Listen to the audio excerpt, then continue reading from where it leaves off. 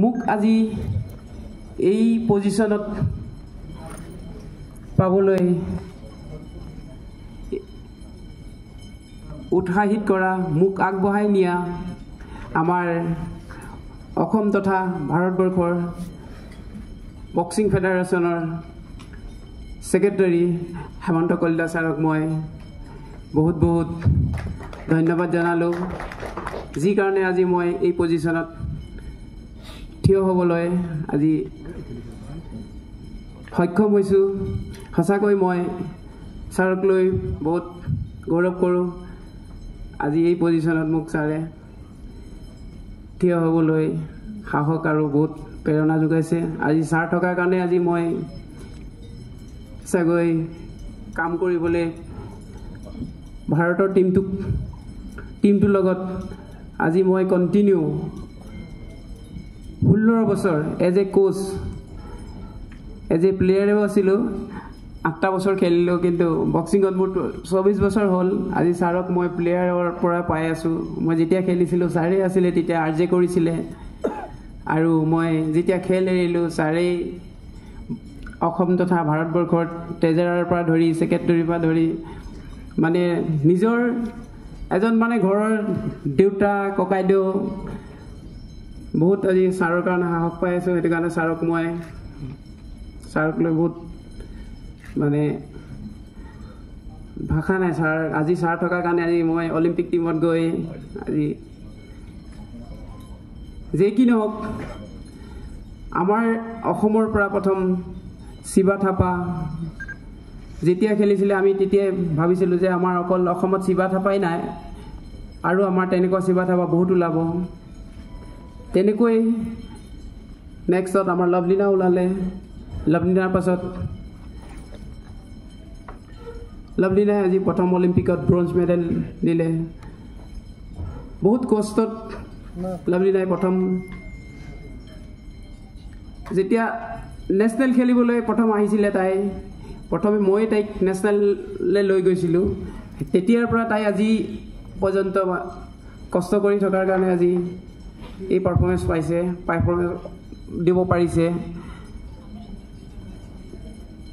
মই ভাবোঁ এনেকুৱা লভলীনা আৰু অসমত আছে, ওলাব। আমাৰ সকলোৱে আগবঢ়াই নিব লাগিব। আৰু আমাৰ যিখিনি এতিয়া অসম চৰকাৰে দিব পৰা কেপাচিটি আছে, সেইখিনি ছাৰে কৈয়ে গ'ল, মানে সুবিধা দিম, স্পন্সৰ কৰিম। কিন্তু এইটো কৰিলে সঁচাকৈ আমাৰ যি পাৰফৰ্মেঞ্চ আৰু পাম, আৰু ভাল প্লেয়াৰ ওলাব। মই আৰু আমাৰ অসম গভৰ্ণমেণ্টক এটাই কথা ক'ব বিচাৰোঁ যে আমাৰ যিমানখিনি কোচ আছে, অসম গভৰ্ণমেণ্টে যদি আমাৰ কোচবিলাকক জেগাত এপইণ্টমেণ্ট দি, সকলো ডিষ্ট্ৰিক্টতে বহুত আছে কোচ এতিয়া মোৰ নিচিনা, কিন্তু মই বহুত অসম গভৰ্ণমেণ্টত চেষ্টা কৰিছিলোঁ, কিন্তু অসম গভৰ্ণমেণ্টৰ পৰা মই কোচৰ দায়িত্ব, প্ৰশিক্ষণৰ দায়িত্ব মানে মোক অসম গভৰ্ণমেণ্টে বহুতবাৰ মানে হেৰি কৰাৰ পাছতো মানে না কৰিলে। ইণ্টাৰভিউ দিছোঁ, কিন্তু দিয়া নাছিলে। কিন্তু এজ এ চাইড মই আজি কণ্টিনিউ 16 বছৰ হৈ গ'ল। চাইৰ পৰা মই ওলাব বিচাৰিছিলোঁ যে অসমত মোক দিয়ক, কিন্তু মই এতিয়া চেণ্ট্ৰেল গভৰ্ণমেণ্টত কৰি আছোঁ। তথাপিও মই অসমলৈ আহিব বিচাৰিছোঁ। ছাৰৰ লগতো বহুত কৈছিলোঁ যে অসম গভৰ্ণমেণ্টত দিয়ক, আমাৰ ইয়াত বহুত টেলেণ্ট আছে। কিন্তু একো নাই, এতিয়াও মই সুখী চাইড কৰি আছোঁ। কিন্তু কি ক'ম, চবেই সকলোৱে জানে খেলৰ প্ৰতি যাৰ আগ্ৰহ থাকে সি কিবাকৈ হ'লেও ওলাই যায়, তেনেকুৱা লিখীয়া কথা। মই শেষত এইটোৱে ক'ব বিচাৰোঁ যে যদি সকলো ক্ষেত্ৰতে এজন দায়িত্বশীল মানুহ থাকে, তেনেহ'লে আমাৰ মানে আগবাঢ়ি যোৱাত অকণো প্ৰব্লেম নহয়। সকলো ক্ষেত্ৰতে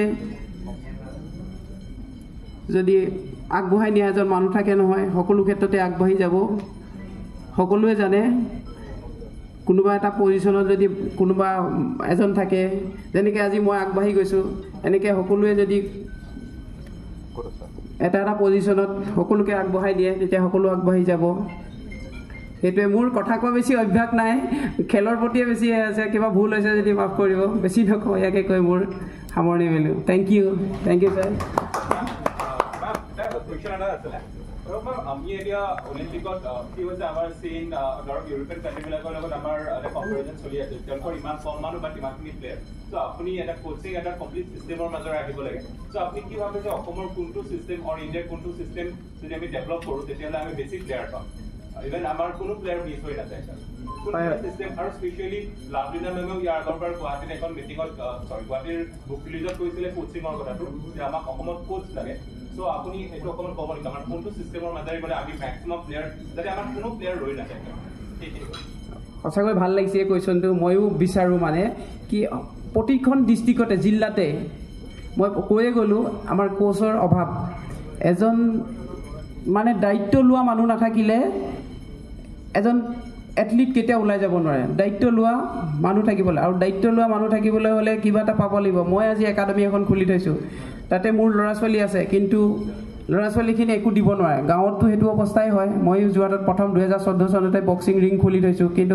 মোৰ বহুত ল'ৰা ছোৱালী পাইছিলোঁ মাজতে তিতাবৰ আমাৰ চেম্পিয়নো হৈছিলে কিন্তু এতিয়া মই এনি টাইম বাহিৰতে থাকিবলৈ ল'লোঁ সেইটো কাৰণে আমাৰ তিতাবৰ পৰা বক্সাৰ নাইকিয়াই হৈ গ'ল এইটো ভাল আপুনি কুৱেশ্যন কৰিছে ভাল লাগিছে কিন্তু প্ৰতিখন জিলাতে এজন প্ৰশিক্ষক বা জিলা ভিত্তিত অলপ ট্ৰেইনিং কৰাই ষ্টেট লেভেললৈ যদি যিকেইজন ভাল প্লেয়াৰ বক্সিঙে হওক বা এথলেটিক্সে যিকোনো গেমৰ লৈ আহে চিলেক্ট কৰে তেখেতলোকক যদি কণ্টিনিউ পঢ়াৰ লগে লগে ট্ৰেইনিঙত মানে ট্ৰেইনিং কৰায় ইউৰোপিয়ান কাণ্ট্ৰিবিলাক এনেকুৱা ট্ৰেইনিং কৰায় সিহঁতে বহুত কম ট্ৰেইনিং কৰে আমাৰ ইয়াতেতো বহুত বেছি ট্ৰেইনিং কৰোঁ আমি তেখেতলোকেতো পাৰ্ট টাইম ট্ৰেইনিং কৰে পাৰ্ট টাইম জব কৰে জব কৰাৰ পাছতো সিহঁতে ট্ৰেইনিং আমাৰতো বেছি ট্ৰেইনিঙে হয় কিন্তু আমাৰ ট্ৰেইনিং ছিষ্টেমটো বেলেগ তেখেতলোকৰ ট্ৰেইনিং ছিষ্টেমটো বেলেগ